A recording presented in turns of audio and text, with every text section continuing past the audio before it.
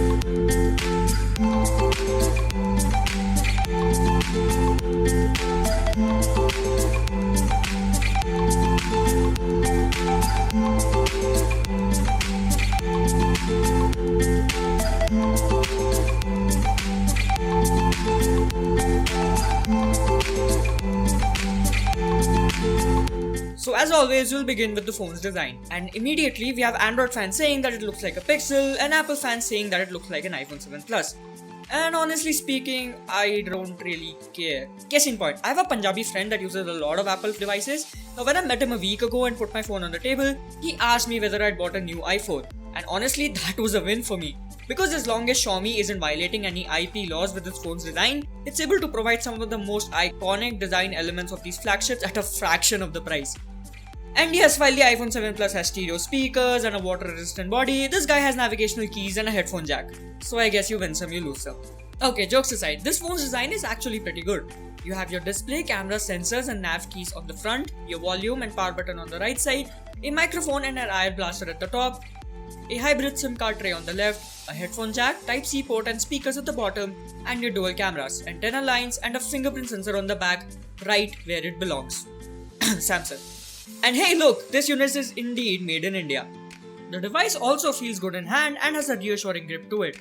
But the rather significant side bezels and lack of water or even splash resistance are what I'll personally consider as noticeable negative. Don't worry though, this is still one of the best design phones you'll get at this price point, even if the design is rather derivative. Okay, I'll keep this short. The display on the Mi A1 is above average. The Full HD resolution is great for the 5.5 inch diagonal size and the contrast is also quite good. But at about 450 to 500 nits of peak brightness, which can be enough for some cloudy days, definitely falls short when the sun starts shining through a blue Bangalore sky. The color reproduction is also rather flat, especially compared to the wide color gamut screens like that of an S7, S8 on an iPhone, but nevertheless is plenty for daily use. Alright folks, the name of the game here is stock Android. You might have already heard it all. It's simple, clean, secure, convenient and fast, no lags, no hiccups, yada yada yada. Now one thing that we geeks often ignore is the extras that various device manufacturers bake into their phones. This phone has no FM radio app, no dual app feature and no built-in secure lock. Features that are either really basic or handy enough that they're already present in custom skins like MIUI. Okay, that doesn't sound that good. So what do we get with stock Android? Well, there's app shortcuts, long press on an icon and little menus pop up on the spot. It's like 3D touch but you don't need a pressure sensitive screen. The problem is that while Google's own applications use this feature well enough, the stock camera app or big social apps like FB, Instagram or WhatsApp simply don't. Plus, the phone app doesn't let me pin frequent contacts in these app shortcuts either, which admittedly could have been rather handy. There's also ambient display which automatically turns on your screen temporarily when a new notification arrives. But to interact with it, you still have to manually wake your phone. Okay, and the split screen multitasking is also very smooth and definitely doesn't lag. But unlike Samsung's version of it, it doesn't let me swap the order of the two applications. Also, there are two useful gestures available in the UI just like on the Pixel phones. You can double tap the power button to quickly launch the camera and swipe on the fingerprint scanner to access the notification panel and quick settings. In my recent trip to Goa and in daily use, I used both of these gestures to an almost ridiculous amount.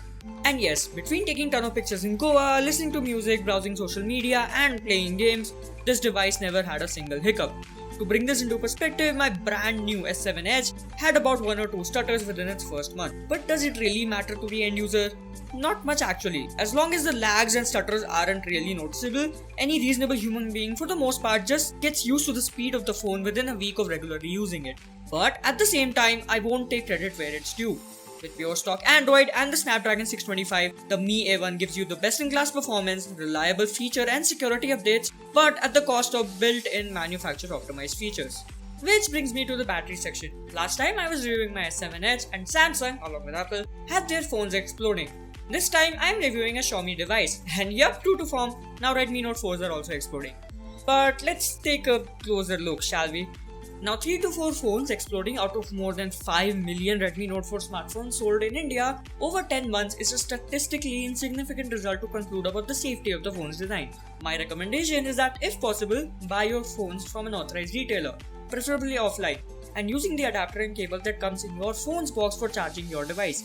Especially now with USB Type-C, it's rather easy for a cheap cable to cause significant damage to your phone's port. Hence, it's highly recommended to at least keep the cable with you no matter where you go. With all that out of the way, when it comes to the battery life of this phone, it is simply great. I've used this phone loaded with 2 SIM cards, all the apps and games that I needed, and with Bluetooth and location services turned on throughout the day. With medium use comprising of light gaming and rather heavy social media usage, the Mi A1 consistently delivers more than 4 hours of screen on time over 15 hours of use, with it usually hanging around 30% at the end of the day. I was easily able to push it to 5 hours of screen on time over 18 hours of use without using any power saving mode. While this is nowhere near the almost 2-day battery life of the Redmi Note 4, the battery life of the Mi A1 is still very good by modern smartphone standards and would not leave you disappointed. But do remember to keep that Type-C cable with you just in case. So, the camera. To keep this rather long section concise, I'll focus on 5 key aspects of this phone's camera. The first is the zoom. Unlike other dual camera phones in this price point which either copy paste the primary sensor or even reduce the resolution of the secondary sensor to save processing time and money, the Mi A1 secondary camera is an honest to go 2x zoom sensor with 12 megapixels of resolution, just like the primary camera. What does that mean? It means that you can zoom in up to 2 times without losing image resolution when taking stills, and zoom even further than your average smartphone should you need to. It's having this second focal length in addition to the primary one that makes this camera setup the most versatile in this price set. Next up, the dynamic range and low light performance. So the dynamic range of both the rear cameras is sufficient in most cases, and the HDR mode does a great job at balancing shadow and highlight details. There is a slight but noticeable lag when taking HDR shots, primarily due to the image processing involved. Take this shot for example, just 3 random guys going on a scooty. Even with moving subjects, as long as the shutter speed is plenty, this camera can take multiple exposures just fast enough to capture the scene, but takes a bit more time than what I'm used to for generating the final exposure. The HDR results is still great to see, unless you get into lower light situations, that is. With lack of OIS and a rather narrow aperture of f/2.2, this phone doesn't really fare that well in lower lit scenes. For example, I was having dinner with my friends in a Punjabi restaurant, and I ordered a masala lassi that they served in this nice large cooler glass. this was the shot I could get in auto mode, and this one after going to the pro mode and choosing the slowest shutter speed of 1/15th of a second and manually focusing on the glass. Then I pulled out my S7, opened the camera in auto mode and took the shot. The Mi A1 pic on the left took about 3 minutes to pull off, while the one on the S7 less than 10 seconds. Hopefully this little anecdote of mine is able to show you the difference in performance between the budget phones and the ones that are obviously more expensive, especially when the lights go down. But coming back to our Mi A1, I'd say the low light performance is respectable in the segment, but there are better phones out there like the Moto G5 Plus for low light photography. Okay, now we have the portrait mode, or as I like to call it, the background blurrifier 9000. And the story with this mode is pretty much the same. Good light, great portraits, low light, and it's too dark now. But seriously, if you told me 2 years ago that you can take such bokeh-licious pics on a phone, I'd have probably believed you, given Moore's law and all. But if you told me that such a camera phone was available at 15,000 rupees, 2 years younger me simply would have dropped his job. Okay, getting back on track though, due to processing limitations of this phone, you really can't use both portrait mode along with HDR. You also cannot control the amount of blur in your shot, it's either on or off. Nevertheless, when you are successfully able to put this type of photo taking prowess in a rather affordable package, it's then that people feel more encouraged to go out and take more pictures. The rather crippling low light performance of this phone still remains an Achilles heel to this testament, but definitely it's a step in the right direction. And if you're wondering how the front camera performs, surprise, it's the same story as before. The 5 megapixel photos turn out great with good skin tones and colors if the lighting is great, but turn into a noisy mess as the lights go down. And unlike many other phones, there is no fill flash for selfies, either with a dedicated front flash or with the screen. And finally, video. Well, you do have 4K at 30 FPS available, and the quality itself is very good. Detail, contrast, and even to some extent dynamic ranges quite well. For slow-mo, we have 720p recording at 120 FPS. Unfortunately, there is no full HD at 60 FPS option available. Plus, the video quality at lower resolutions does take a sizable hit, even in well-lit situations. And since there is no OIS or even EIS for that matter, handheld videos often end up shaky and need stabilization in post to be usable.